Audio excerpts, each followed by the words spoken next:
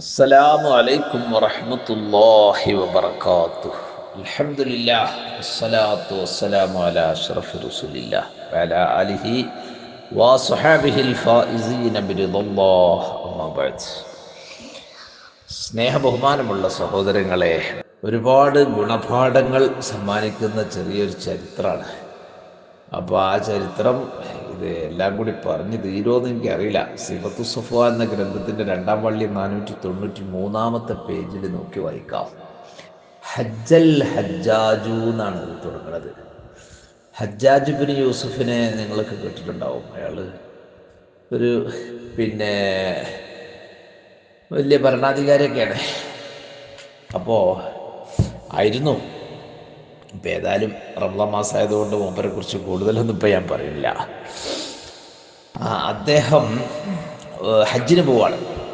അപ്പോൾ നസല ബഅദൽ മിയാഹി ബൈന മക്ക വൽ മദീന, മക്കയുടെയും മദീനയുടെയും ഇടയ്ക്ക് ഒരു സ്ഥലത്ത് വിശ്രമിക്കാൻ വേണ്ടി, ഭക്ഷണത്തിനും മറ്റും ഒക്കെ വേണ്ടി ഇറങ്ങി. വെള്ളവും കാര്യങ്ങളൊക്കെ സുലഭമായ സ്ഥലമാണത്.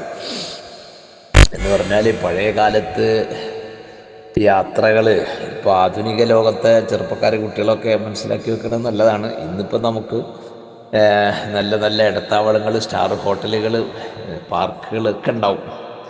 പഴയ കാലത്ത് ഹജ്ജിന് പോയി മറ്റൊക്കെ ചെയ്യുമ്പോഴും എന്താണെന്ന് വെച്ചാൽ മരുഭൂമിയിൽ എവിടെയെങ്കിലും വിശ്രമിക്കാൻ പറ്റുന്ന ഒരു സ്ഥലം കണ്ടാൽ അവിടെ ഇറങ്ങുക, അവിടെ ടെൻറ്റ് കെട്ടുക, അതിലിരിക്കുക, വിശ്രമിക്കുക, പിന്നെ വീണ്ടും പോവുക, അങ്ങനെയൊക്കെയാണ്. അപ്പോൾ ഇദ്ദേഹം രാജ്യം ഭരിക്കുന്ന വലിയ ഭരണാധികാരിയാണ്. ഒരു പ്രധാനമന്ത്രിൻ്റെ ആളാണ്. അദ്ദേഹത്തിൻ്റെ കൂടെ പരിവാരങ്ങളുണ്ട്, അദ്ദേഹത്തിൻ്റെ പാചകക്കാരുണ്ട്, അംഗരക്ഷകരുണ്ട്, എല്ലാം കൂടിയാണ്. അങ്ങനെ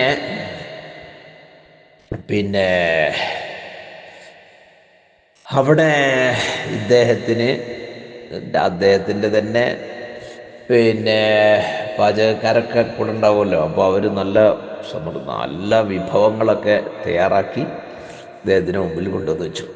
അപ്പോൾ ഒരു അംഗരക്ഷകനെ വിളിച്ചിട്ട് ഇദ്ദേഹം പറഞ്ഞു, ഇവിടെ എവിടെയെങ്കിലും വല്ല പാവപ്പെട്ടവർ ആരെങ്കിലും ഉണ്ടോ എന്ന് നോക്കണം, അവരെൻ്റെ കൂടെ ഒരു നേരത്തെ ഭക്ഷണം കഴിച്ചോട്ടെ എന്നാണ്. അപ്പോൾ ഈ ഹാജിബ് എന്ന് പറയും, അയാളുടെ അംഗരക്ഷകനാണ്. അദ്ദേഹം അങ്ങനെ അവിടെയൊക്കെ ഇങ്ങനെ അരിച്ചു പെറുക്കി നോക്കുമ്പോൾ ഒരു പാവം മനുഷ്യനുണ്ട് അവിടെ, ഒരു മലഞ്ചെരുവിൽ ഇങ്ങനെ കിടക്കുന്നത്. ഫൈദാഹുബി ആറാബിന്ന്, ഈ ചങ്ങാതി എന്ത് ചെയ്തെന്ന് വെച്ചാൽ ലറബഹൂബി രിജ്ലിഹി വഖാല ഇത്ലമീർ, ആ ഉറങ്ങണ സാധു മനുഷ്യനെ കാലോണ്ട് ചെന്നിട്ട് ഒന്ന് ചവിട്ടി. അപ്പോൾ ആ പാവം കണ്ണു തുറന്നു. കാരണം ഇവിടെ രാജ്യം ഭരിക്കുന്ന ഭരണാധികാരി, പ്രധാനമന്ത്രി വന്നിട്ടുണ്ട്, നിങ്ങളെ വിളിക്കുന്നുണ്ട് എന്ന് പറഞ്ഞു. ഉറക്കത്തിൽ ഞെട്ടി ആ പാവം. അപ്പോൾ ഇതിലെ ഒരു പാഠം എന്താണെന്നറിയോ? റമളാൻ എന്ന് പറഞ്ഞാൽ എന്താണ്? റമളാനു മസ്റഅത്തുൽ ഇബാദി ലിതത്ഹീരിൽ ഖുലൂബി മിനൽ ഫസാദി. റമളാൻ വന്നു, ഇതേ പോവാണ്, പോകാൻ സമയമായി. ഈ സമയത്ത് റമളാനിൻ്റെ പ്രധാന പണി എന്തായിരുന്നെന്നറിയോ? തത്ഹീറുൽ ഖുലൂബ്, മനുഷ്യ ഹൃദയങ്ങളെ ശുദ്ധീകരിക്കുക. അപ്പോൾ നമ്മളൊരു പാഠം ഇവിടുന്നോട്ട് പഠിക്കണം. എന്താണ്? ഇദ്ദേഹം ഒരു പ്രധാനമന്ത്രിയുടെ PA കളിച്ചതാണ് ഇപ്പോൾ ഇവിടെ. ആ സാധു മനുഷ്യനെ കാലോണ്ട് തട്ടി വിളിക്കുക എന്നുള്ളത് പാടില്ല. ഒരാളെയും നമ്മൾ എന്ത് ചെയ്യരുത്, ചെറുതായി കാണരുത്. അതാണ് ഈ ചരിത്രം വായിച്ചു വരുമ്പോഴുള്ള ഒന്നാമത്തെ പാഠം. എല്ലാവരെയും, മറ്റാരെ കണ്ടാലും ആ ആൾ എന്നേക്കാൾ നല്ലവനായിരിക്കും എന്ന ചിന്തയാണ് നമുക്കുണ്ടാകേണ്ടത്. അതുപോലെ ഏതൊരു വ്യക്തിയെ കാണുമ്പോഴും, ഏത് പ്രസ്ഥാനത്തെ കാണുമ്പോഴും എന്ത് ചിന്തിക്കണം എന്നറിയോ? ആ വ്യക്തിയിൽ എന്ത് നന്മയുണ്ട് എന്ന് നോക്കണ ഒരു മനസ്സായിരിക്കണം നമുക്കുണ്ടാകേണ്ടത്. നിങ്ങൾ കണ്ടില്ലേ, ബഹുമാനപ്പെട്ട ഈസാ നബി അലൈഹിസ്സലാം മറ മഅൽ ഹവാരിയീന ബികൽബ്, ബഹുമാനപ്പെട്ടവരുടെ അനുയായികളാണ് ഹവാരികൾ എന്ന് പറയും, സഹാബി എന്ന് പറയും പോലത്തെ പറയുന്ന ആള്.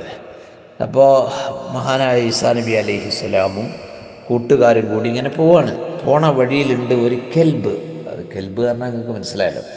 അത് ചത്ത് എന്തായിട്ടുണ്ട്, ദുർഗന്ധം വമിക്കുന്നുണ്ട്, വീർത്ത് പിന്നെ ദിവസങ്ങളോളായി ജീവൻ പോയിട്ട്.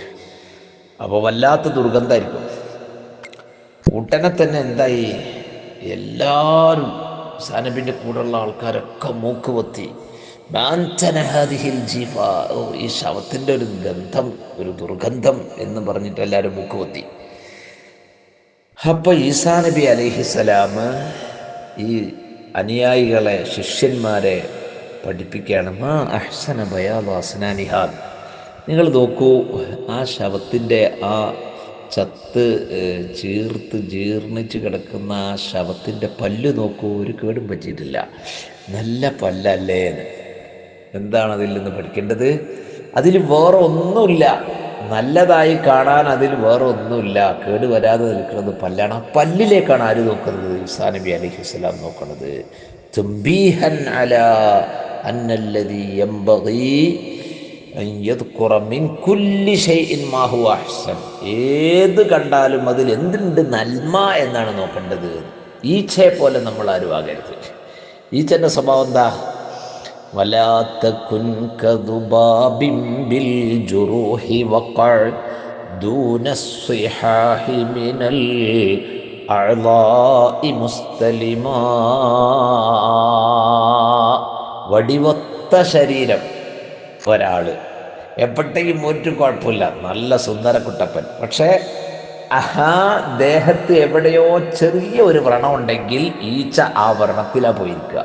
ആ ഈച്ചയെ പോലെ നീ ആവരുത് എന്ന് അവസാനത്തിൽ കാണാം. വല്ലാത്തൊരു ഉപദേശമാണ്, മനസ്സിലായില്ലേ? അപ്പം നമ്മൾ ഈച്ചയെ പോലെ ആകരുത്. ആരെ കണ്ടാലും ആ ആളിൽ എന്ത് നന്മ എന്ന് നോക്കുന്ന സ്വഭാവമായിരിക്കണം. ബഹുമാനപ്പെട്ട ബക്റുബ്നു അബ്ദില്ലാഹി റളിയല്ലാഹു അൻഹു ഇദാ റആ ശൈഖൻ, അദ്ദേഹം ഒരു പ്രായമുള്ള ആളെ കണ്ടാൽ ഉടനെ പറയും ഹാദാ ഖൈറും മിന്നി, ഇയാൾ എന്നേക്കാൾ എത്രയോ നല്ല ആളാണെന്ന് പറയും. എന്താ അതിൻ്റെ ന്യായം? അബദല്ലാഹ ഖബ്ലീ, ഈ മനുഷ്യനിപ്പോൾ എന്നേക്കാൾ 10 വയസ്സ് കൂടുതലില്ലേ, അപ്പോൾ എന്നേക്കാൾ 10 കൊല്ലം അദ്ദേഹം അള്ളാഹുവിന് ഇബാദത്ത് എടുത്തില്ലേ, അപ്പോൾ അദ്ദേഹം തന്നെയല്ലേ നല്ലവൻ എന്ന ന്യായം പറയും. വൈദാറ ആ ഷാബൻ, എന്നാൽ അദ്ദേഹത്തെക്കാൾ പ്രായം കുറഞ്ഞ ഒരു ചെറുപ്പക്കാരനെ കണ്ടാലോ അപ്പോഴും പറയും ഹാദാ ഖൈറും മിന്നി, ഈ ചെറുപ്പക്കാരൻ കുട്ടിയുണ്ടല്ലോ എന്നെക്കാട്ടിലൊക്കെ എത്രയോ നല്ല ആളാണ്. എന്താ കാര്യം? അപ്പോൾ ആൾക്കാർ കൗതുകത്തോടെ ശിഷ്യന്മാർ ചോദിക്കും, അതെന്താ ഇപ്പം ചെറുപ്പക്കാരനെ കണ്ടപ്പോഴും ഇതന്നെയാണല്ലോ പറയണത്. അപ്പോൾ ഇതിന് മഹാൻ പറഞ്ഞ ന്യായം, ഇർത്തഖബ്തു മിനദ്ദുനൂബി അക്സറ മിമ്മർത്തഖബ്, ആ കുട്ടിക്ക് എന്നേക്കാളൊരു 10 വയസ്സ് കുറവാണ്, അപ്പോൾ അവനേക്കാൾ 10 കൊല്ലം ഞാൻ തെറ്റ് ചെയ്തിട്ടുണ്ടാവൂലേ, അപ്പോൾ അവൻ തന്നെയല്ലേ നല്ലത്. അപ്പോൾ ഇതാ കാഴ്ചപ്പാട്. സൂഫിയാക്കളുടെ, ഔലിയാക്കളുടെ, മഹാന്മാരുടെ മനസ്സ് സ്ഫുടം ചെയ്തവരുടെ സ്വഭാവം ഇതാണ്, അവരുടെ നിലപാടിതാണ്. ഇത് നമ്മൾ മനസ്സിലാക്കുക. അതുകൊണ്ട് ആരെയും എന്ത് ചെയ്യാൻ പാടില്ല, നിസ്സാരപ്പെടുത്താൻ പാടില്ല. ഇവിടെ ഈ പ്രധാനമന്ത്രിയുടെ PA എന്ന നിലക്ക് ഇദ്ദേഹം ഒന്ന് വലിയ ആളായിട്ടാണ് എന്ത് ചെയ്തത്, ആ പാവപ്പെട്ടവനെ നിസ്സാരമായി കണ്ട് കാലുകൊണ്ട് ചവിട്ടിയിട്ട് വിളിച്ചത്.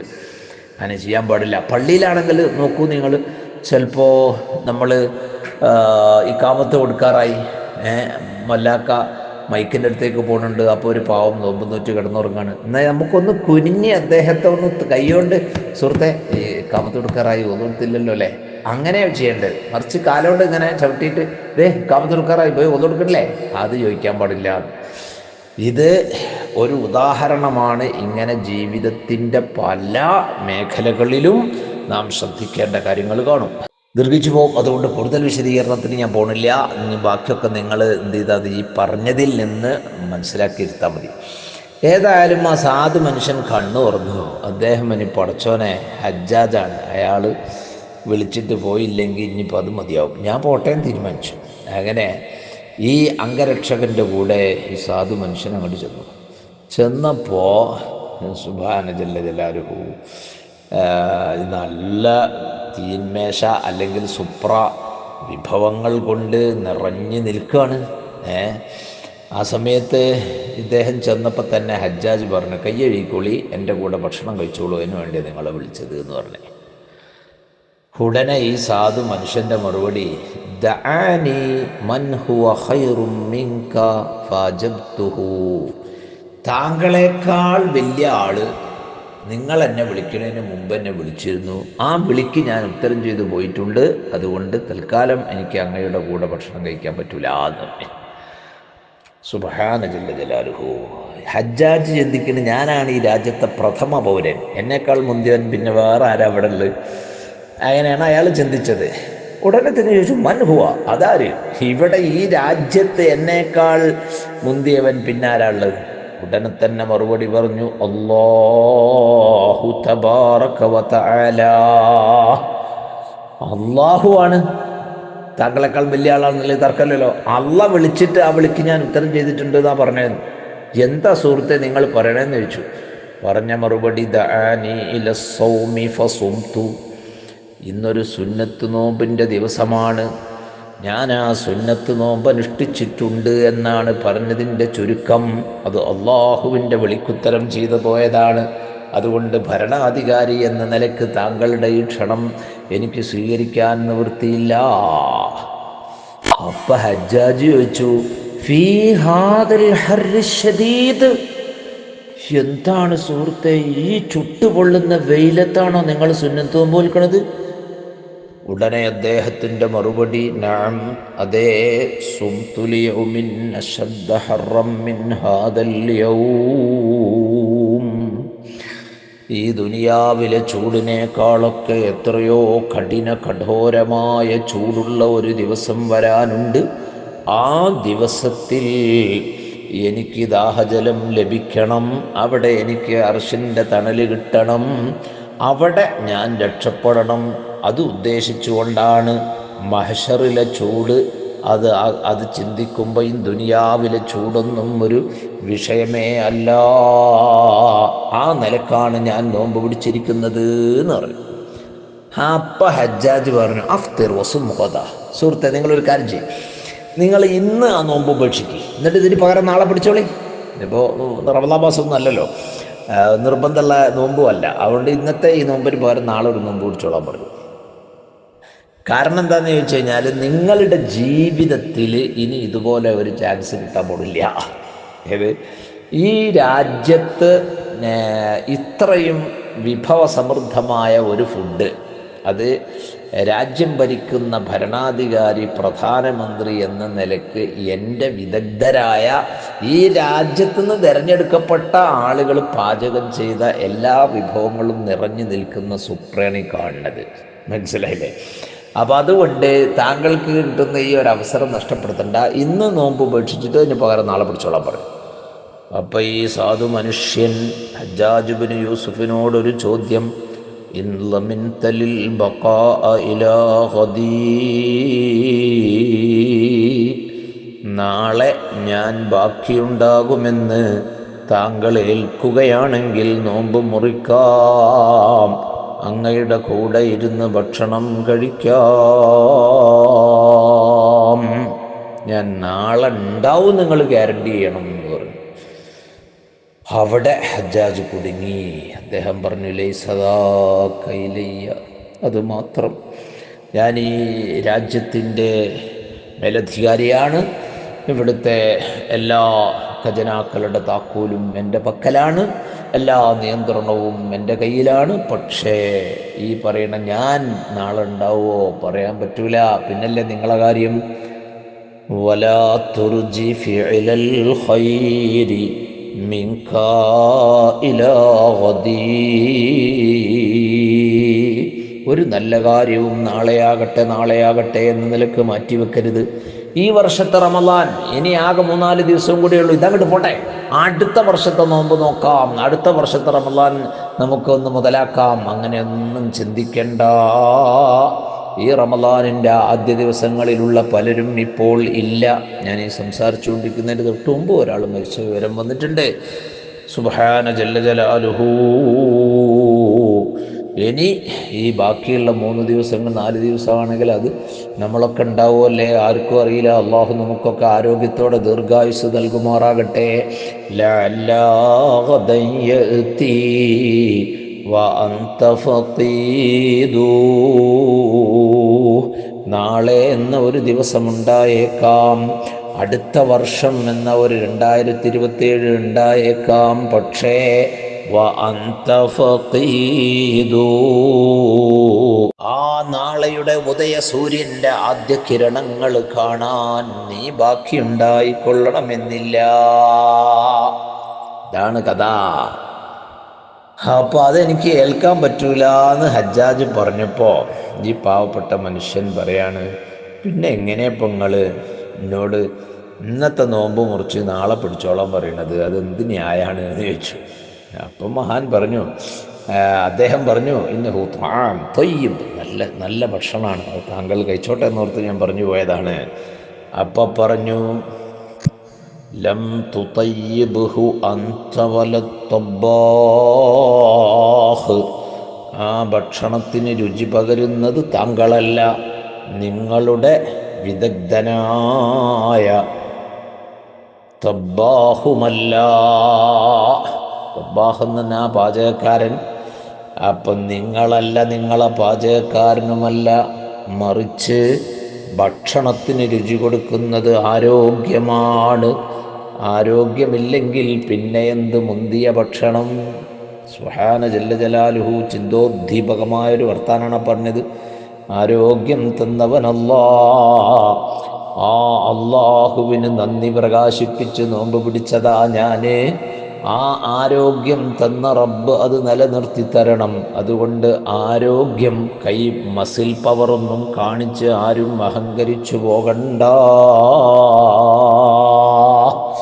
ഭക്ഷണത്തിന് രുചി കൊടുക്കുന്നത് ആരോഗ്യമാണ്, താങ്കളല്ല എന്ന് പറഞ്ഞു ആ ഉപദേശത്തോടു കൂടി തൽക്കാലം ഈ ചരിത്രം ഞാനിവിടെ അവസാനിപ്പിക്കുകയാണ്. ഈ സംഭാഷണം ഹജ്ജാജും ആ സാധു മനുഷ്യനും തമ്മിലുള്ള വർത്തമാനവും അവിടെ തീരുകയാണ്. അല്ലാഹു സുബ്ഹാനഹു വ തആല ഈ പുണ്യമാസത്തെ എത്ര ചൂടാണെങ്കിലും എത്ര ഉഷ്ണമാണെങ്കിലും ദാഹമാണെങ്കിലും അള്ളാഹുവിൻ്റെ പൊരുത്തത്തിന് വേണ്ടി ഇതുവരെ അനുഷ്ഠിച്ച നോമ്പുകളൊക്കെ പടച്ചോൻ അത് നല്ല രീതിയിൽ പോരായ്മകൾ പരിഹരിച്ച് നമ്മിൽ നിന്ന് കബൂൽ ചെയ്യുമാറാകട്ടെ. ഇനി അവശേഷിക്കുന്ന ബാക്കി ദിവസങ്ങൾ കഴിഞ്ഞുപോയ ദിവസങ്ങളെ അപേക്ഷിച്ച് എന്തുകൊണ്ടും വിലപ്പെട്ടതാണ്, അത് മറന്നുപോകരുത്. ഈ ചില സ്ഥലങ്ങളിലൊക്കെ അവസാന 10ലേക്കൊക്കെ വരുമ്പോൾ പള്ളിയിലെ സഫുകളൊക്കെ ഇങ്ങനെ കുറഞ്ഞ് വണ്ണം കുറഞ്ഞ് ആൾ കുറഞ്ഞ് ഇങ്ങനെ പോകുന്ന ഒരു ദുരവസ്ഥ ഉണ്ട്. അതൊരിക്കലും പാവപ്പെട്ട എന്നെ കേൾക്കുന്ന നിങ്ങളിൽ ആരിലും ആ കൊഴിഞ്ഞുപോക്ക് രോഗം ഉണ്ടാകരുത്. കാരണങ്ങളൊന്നും ആലോചിച്ച് നോക്കി. റമളാൻ ഇതേ പോവാണ്. നമ്മളെ വീട്ടിലിപ്പോൾ ഒരു ഗസ്റ്റ് വന്ന് കൂട്ടിക്കൊള്ളി, അപ്പോൾ അതിഥികളെ ബഹുമാനിക്കണം. ഇക്റാമുൽ ലൈഫിന് വലിയ പ്രാധാന്യമാണല്ലോ ഇസ്ലാമിൽ. അതനുസരിച്ച് ആ വന്ന വിരുന്നുകാരനെ നിങ്ങൾ നന്നായി പരിചരിച്ചു, ഏറ്റവും നല്ല ഭക്ഷണമൊക്കെ ഉണ്ടാക്കി സൽക്കരിച്ചു സന്തോഷിപ്പിച്ചു. സുബ്ഹാനല്ലാഹ്. അങ്ങനെ അദ്ദേഹത്തിന് നമ്മുടെ കലൂര് റെയിൽവേ സ്റ്റേഷനിൽ നിന്ന് രാത്രി 12 മണിക്കാണ് അദ്ദേഹത്തിനുള്ള ട്രെയിന്. അപ്പോൾ ഒരു കയ്യിൽ പോകണം. അപ്പോൾ ഒരു 11 മണിക്കെങ്കിലും വീട്ടിൽ നിന്ന് ഇറങ്ങണം. 2 ദിവസമായി അദ്ദേഹം വന്നിട്ട്. 2 ദിവസവും നമ്മൾ മാക്സിമം ശ്രദ്ധിച്ച് വേണ്ടതൊക്കെ ചെയ്ത് സന്തോഷമാക്കി നിർത്തിയതാണ്. പക്ഷേ ഈ പോകേണ്ട ദിവസം രാത്രി ഒരു 10 മണിയായപ്പോൾ നിങ്ങൾ റൂമിൽ കയറി വാതിലടിച്ച് കുറ്റിട്ടു. ഈ സാധു പോകാൻ നോക്കുമ്പോൾ നിങ്ങളെ കാണില്ല. അദ്ദേഹത്തിന് പോകണ്ടേ, ട്രെയിനിൻ്റെ സമയം തെറ്റും. അദ്ദേഹം മാക്സിമം കടിച്ചു പിടിച്ച് എവിടെയൊക്കെ നോക്കിയിട്ടും നിങ്ങളെ കാണില്ല. ലാസ്റ്റ് നിങ്ങളോട് ചോദിക്കാതെ, യാത്ര പറയാൻ കഴിയാതെ അദ്ദേഹം സമയമായപ്പോൾ നിരാശയോടുകൂടി ഇറങ്ങി മുമ്പ് റെയിൽവേ സ്റ്റേഷനിലേക്ക് പോയി എന്ന് കുട്ടിക്കൊള്ളി. എന്ത് മോശത്തരായിരിക്കും അത്. അതുവരെ ചെയ്തൊക്കെ വെറുതായില്ലേ എന്നതുപോലെയാണ് ഈ റമളാൻ വിട പറഞ്ഞ് പോകുന്ന അവസാന സമയത്ത് കൂടെ എല്ലാവരും ഉണ്ടാകണം, കൂടെ ഉണ്ടാകണം. എന്നിട്ട് സന്തോഷമായിട്ട് യാത്രയാക്കണം. അല്ലാഹു അതിന് നമുക്ക് തൗഫീഖ് ചെയ്യട്ടെ എന്ന് പ്രാർത്ഥിച്ചുകൊണ്ട് നിർത്തുന്നു. അസ്സലാമു അലൈക്കും.